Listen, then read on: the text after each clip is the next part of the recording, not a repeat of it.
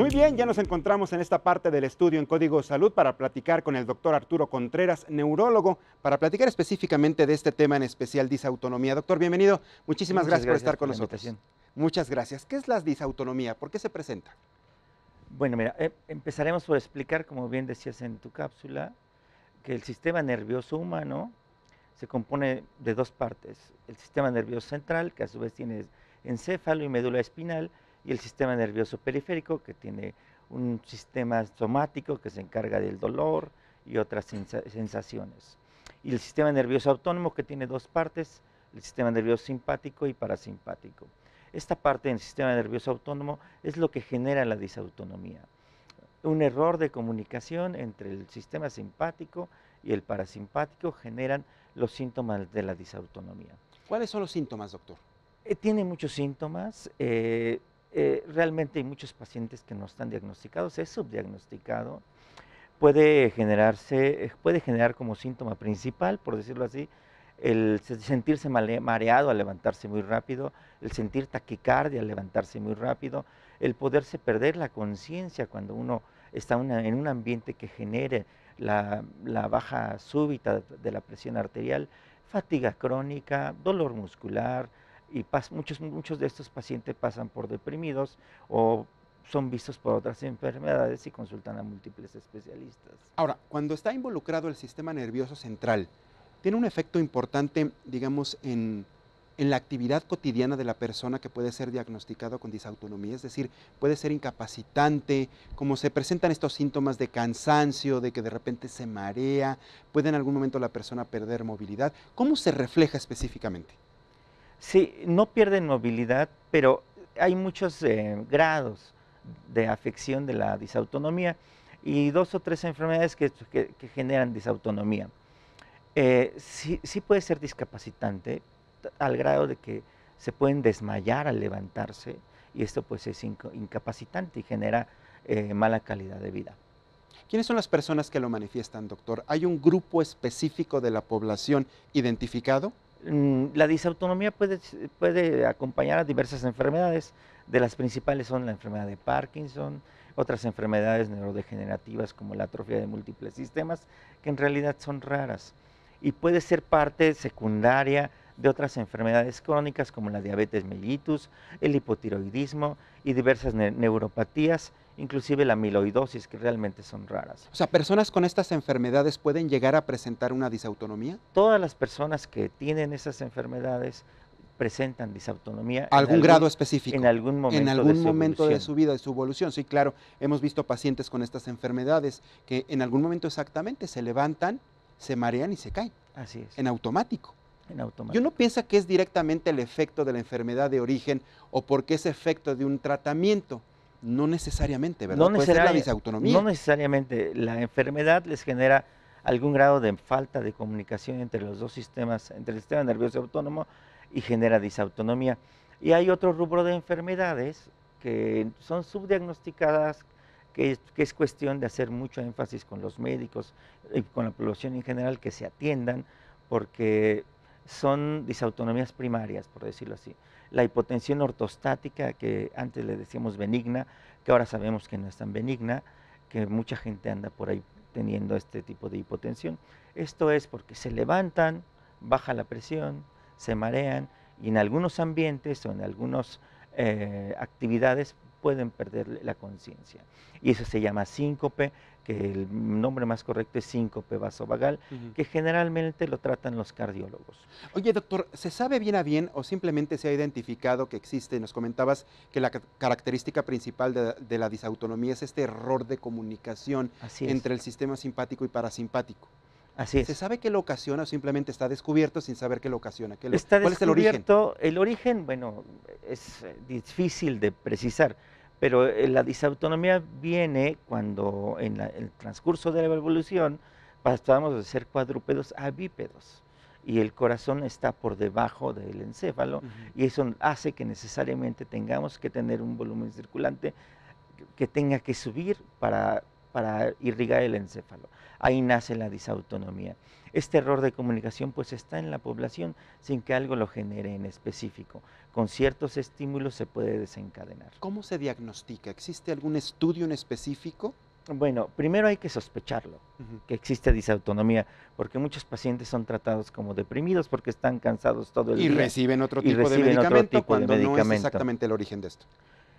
Hay que sospecharlo. Cuando alguien le dice que se desmaya, cuando le sacan sangre, cuando toman alguna bebida, cuando se levantan rápido, hay que hacerles caso. Lo primero es una revisión clínica en el consultorio. Si te toman la presión acostado, sentado y parado, y hay una diferencia de 20 milímetros de mercurio en la presión Entre una y otra y otra. diastólica Ajá. entre sentado y parado, es la primera prueba de que tienes disautonomía, o 10 milímetros de diferencia entre la presión diastólica y diastólica.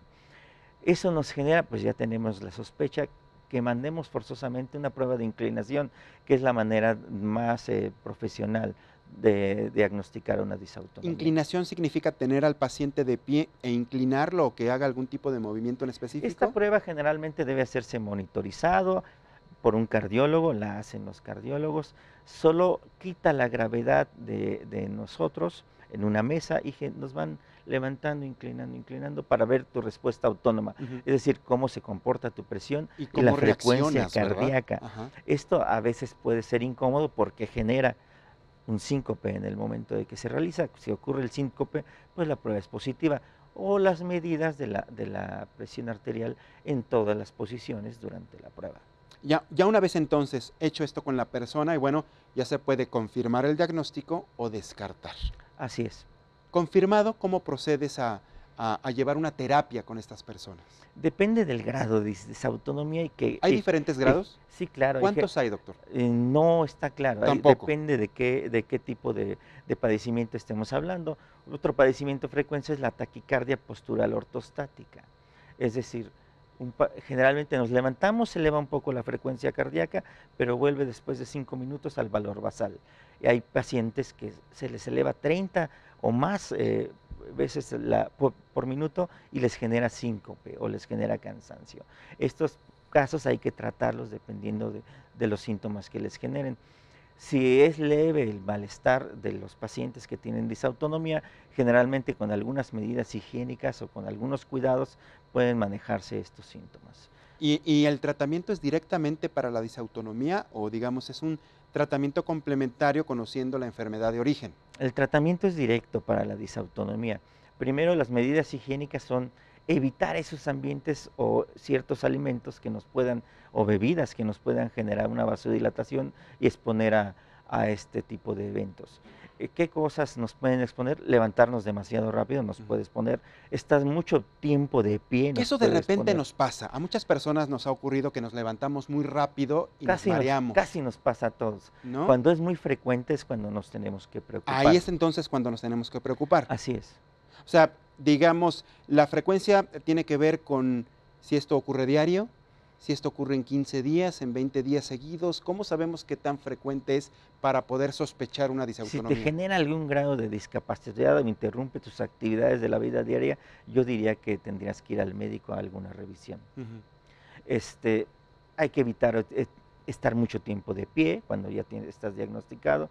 Hay que evitar ambientes calurosos, eso nos puede Pues evitar una persona, por síncopes. ejemplo, que vive en el trópico o lugares específicos en el mundo con disautonomía, ¿les es recomendable no estar en esos lugares por el calor?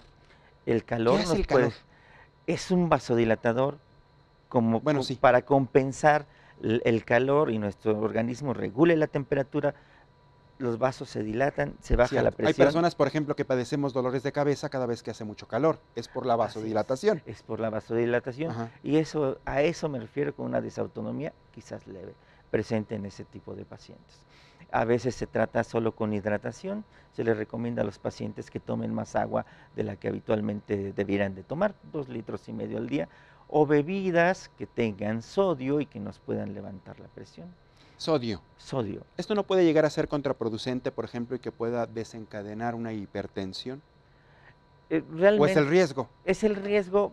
y de hecho es una de las cosas por las cuales un paciente con disautonomía no quiere tratarse, pensar en que la dieta hiposódica le deja general. Bueno, para empezar eso le correspondería a un cardiólogo, pero las dietas hiposódicas ya prácticamente están proscritas.